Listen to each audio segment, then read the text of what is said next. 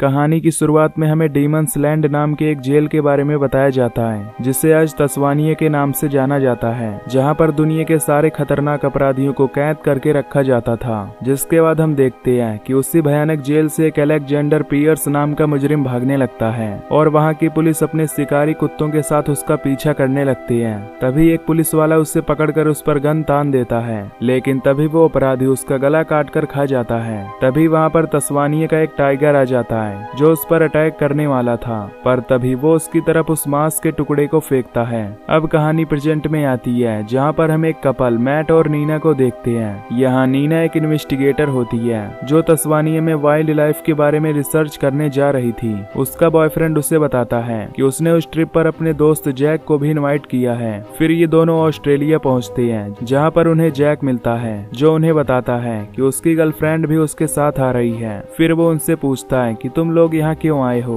तो इस पर नीना बताती है कि लोगों का मानना है कि तस्वानियन टाइगर एग्जिस्ट नहीं करते, इसलिए वो तस्वानिया के जंगलों में जाकर उसे ढूंढ कर रहेगी। अब कुछ देर बाद ये चारों उस ट्रिप पर जाने के लिए निकल जाते हैं। नदी को पार करने के लिए वो एक फेरी को हायर करते हैं और हम यहाँ पर नीना को देखते हैं जो कि अपनी बड़ी बहन की तस्वीर देख रही थी। दरअसल नीना की बहन कुछ साल पहले यहाँ पर आई थी और फिर उसकी बॉडी इसी पानी में मिली थी और उसके दांत गायब थे। दरअसल नीना इसी बात का इन्वेस्टिगेशन करने आई होती है कि उसकी बहन के साथ क्या हुआ था। जैक और मैट जब उस पानी में देखते हैं तो उसमें उन्हें ढेर सारा खून दिखाई देता है। इधर रेबेका जब जंगलों में पी करने जाती है तो अचानक उसे किसी की आवाज आती है। उसे लगता है कि शायद उसे कोई देख रहा है, इसलिए वो वहां से चली जाती है। फिर नीना उस फेरी पर गाड़ी चढ़ाती है और वो लोग उस पार जाने के लिए निकल पड़ते हैं। तभी मैट फेरीमैन से पूछता है कि उन्हें वहां जाने में कितना टाइम लगेगा, तो इस पर वो उसे कोई जवाब नहीं देता।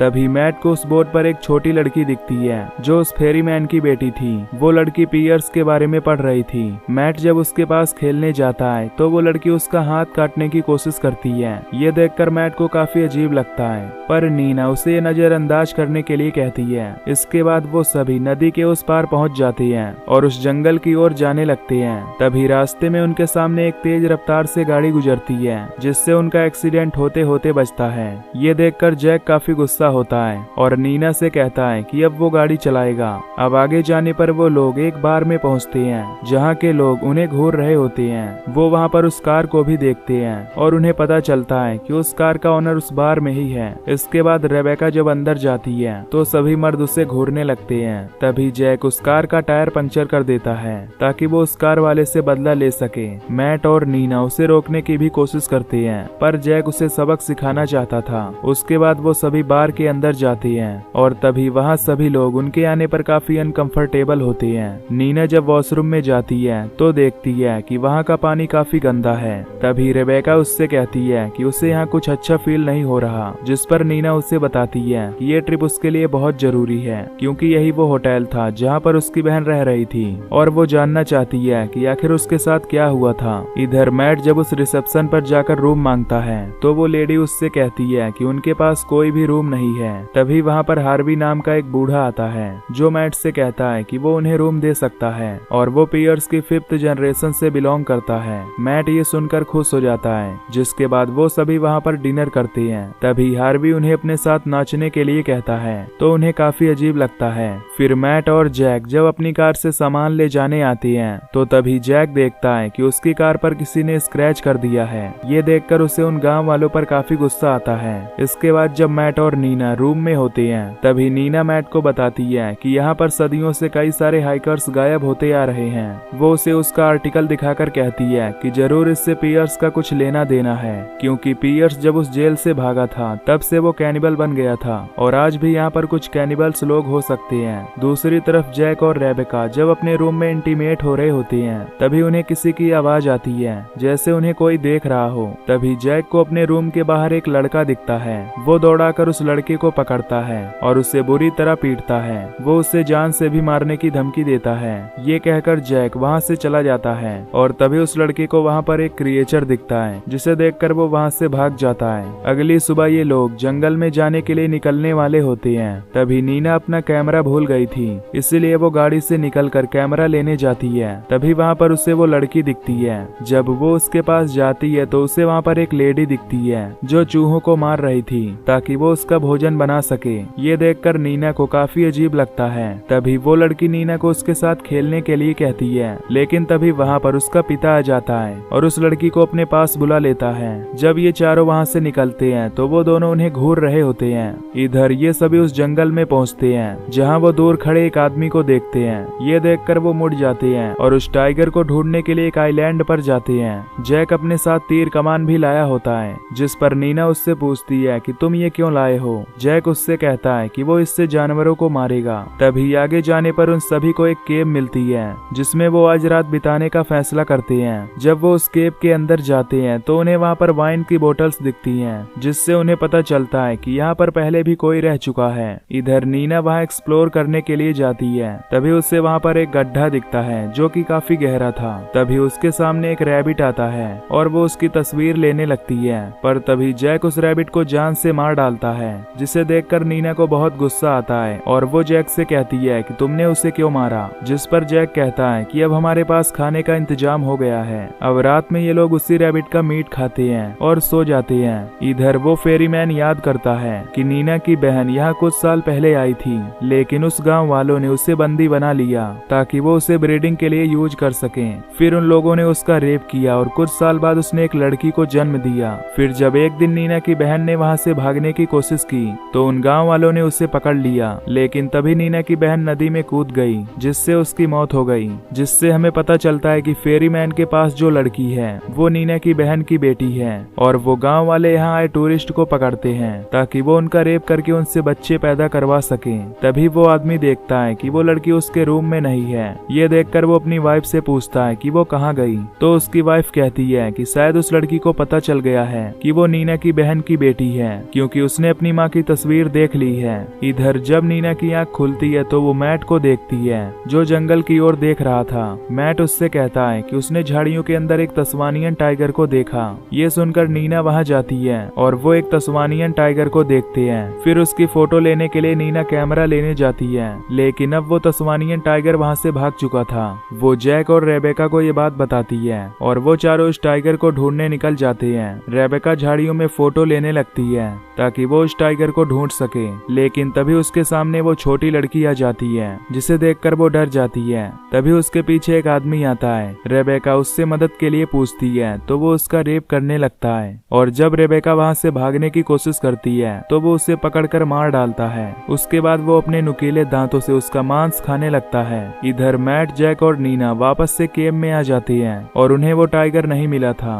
तभी जैक को नीना के पैंट पर ढेर सारा खून दिखता है तो वो उससे पूछता है कि ये किसका खून है। नीना ये देखकर कहती है कि ये उसका खून नहीं है। अब उन्हें रेबेका की चिंता होने लगती है और वो सभी उसे ढूंढने लगते हैं, लेकिन काफी देर तक ढूंढने के बाद भी उन्हें वो नहीं मिलती। तभी नीना रोने लगती है।